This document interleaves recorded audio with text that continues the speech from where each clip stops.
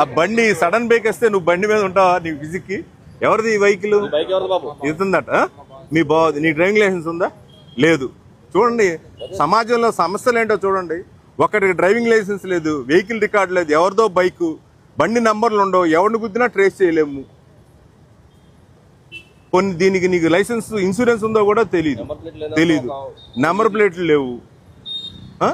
ఏం చేయాలి అసలు? ఏమీ లేదు. నీకు మెయిన్ డ్రైవింగ్ లైసెన్సే లేదు.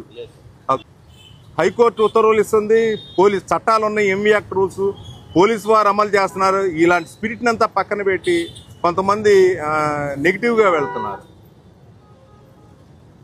ఈ బండి కూడా ఇచ్చేయండి. ఇది ఎవరిది?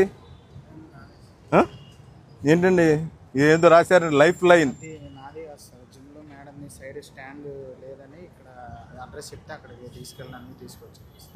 ఎక్కడ పడితే అక్కడ తీసుకెళ్ళిపోతారు. మీ డ్రైవింగ్ లైసెన్స్ ఏది?